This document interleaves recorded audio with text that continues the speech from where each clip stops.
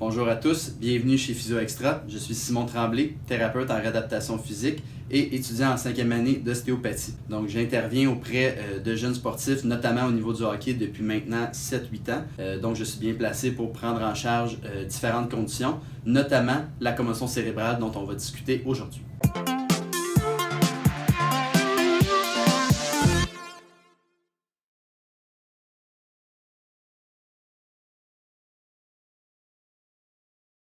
On va parler un peu plus des symptômes qui peuvent persister au niveau cognitif. On parle ici de troubles de déficit de l'attention, des troubles de concentration, des difficultés de mémoire à court terme également. Donc à ce moment-là, on va pouvoir travailler avec des spécialistes comme les neuropsychologues qui vont pouvoir aller adresser ces situations-là puis permettre parfois un retour à l'apprentissage, qui est à dire à l'école, beaucoup plus facile par la suite. C'est important d'adresser cette composante-là. Il peut également y avoir, dans la sphère cognitive, on va retrouver aussi des troubles de l'humeur, avec une hyper-irritabilité, il peut y avoir des petits symptômes déprimés aussi. Il peut également avoir de l'anxiété de performance qui se développe suite à une commotion. Encore là, on parle beaucoup du cerveau, donc on parle également des émotions.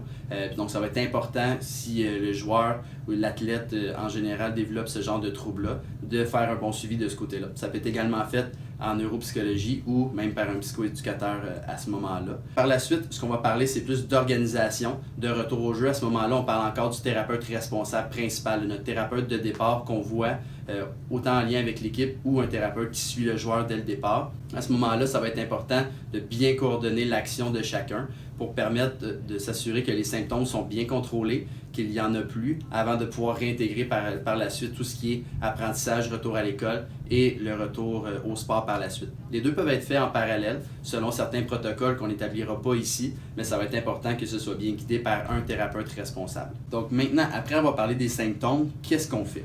Donc, la prise en charge devrait être faite par un thérapeute qui est en charge de l'équipe ou un thérapeute qui est en charge de l'athlète habituellement ou encore le médecin responsable. Donc, c'est important d'avoir un intervenant de base qui va un peu faire tourner tous les autres intervenants autour de cette table-là, car on voit bien que la commotion touche plusieurs types de symptômes qui sont parfois présents, parfois absents, et parfois avec un certain délai même. Donc, ce qui est important, notre intervenant, on le rencontre le plus rapidement possible, encore mieux s'il est déjà sur la glace avec nous. Donc, on va venir retirer l'athlète, on veut s'assurer qu'il ne soit plus en charge, soit cognitive, donc qu'il n'a pas à se stimuler au niveau intellectuel, il ne fera pas ses devoirs pour la journée, il ne retourne pas à l'école ou ce genre de choses-là. Et évidemment, on le retire du sport, donc il va être retiré du match ou de toute activité sportive qu'il aurait à faire dans la journée même. Ensuite, on va parler d'un 24-48 heures et dans ces 24-48 heures-là, on va mettre l'emphase sur un repos qui va être actif, qu'on dit. Pourquoi actif? C'est qu'on ne veut pas commencer à faire du sport, des choses comme ça, mais vraiment bien de s'activer. Recommencer à marcher un peu à l'extérieur, bouger un peu, recommencer à faire un petit peu de devoir si ça va bien. Ce genre de petites choses qui vont faire que on va stimuler un peu le corps et l'esprit, puis voir comment le corps y réagit. Si les symptômes sont toujours présents, ce n'est pas quelque chose de suggéré cependant, avant de revoir notre intervenant, encore là, que ce soit le médecin ou le thérapeute responsable. Par la suite, après les 24-48 heures, il va avoir un rôle de gestion qui va devoir continuer d'être fait par le thérapeute responsable. Et là, il va devoir adresser plusieurs sphères. Premièrement, la sphère structurelle de la boîte crânienne. Donc, on parle, est-ce qu'il y a des problèmes de cou suite à l'impact ou à l'accident? Est-ce qu'il y a eu des difficultés au niveau des tensions musculaires? Est-ce qu'il y a des tensions un peu plus crâniennes ou au niveau de la charnière cervicale qui sont présentes? Donc, à ce moment-là, on va devoir adresser certains thérapeutes. Les spécialistes, on parle bien sûr de physio, de chiropratie, d'ostéopathie et ou même de massothérapie afin de bien adresser la situation structurelle de la boîte crânienne afin de relâcher toutes les tensions qui peuvent amener les maux de tête et autres problématiques. Par la suite, si c'est les troubles qui sont plus d'étourdissement et de vertige qui sont persistants, ça peut être important d'avoir une bonne évaluation médicale par le médecin qui va venir soit référer vers l'ORL qui va à ce moment-là plus établir les problématiques vestibulaires si c'est quelque chose de persistant. Sinon, il peut même être référé vers un physio en vestibulaire également.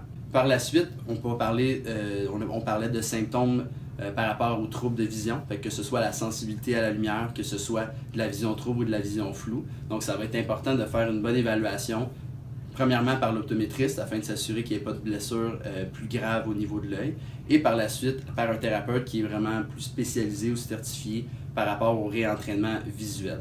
Donc, en conclusion, par rapport à la commotion, ce qu'on veut garder en tête, première chose, ça nous prend un intervenant de base, que ce soit un médecin ou un intervenant thérapeutique, un intervenant qui va faire affaire autant avec l'équipe qu'avec le joueur depuis un certain temps, afin de bien prendre en charge la condition et diriger comme un chef d'orchestre vers les différents intervenants selon les symptômes qui persistent.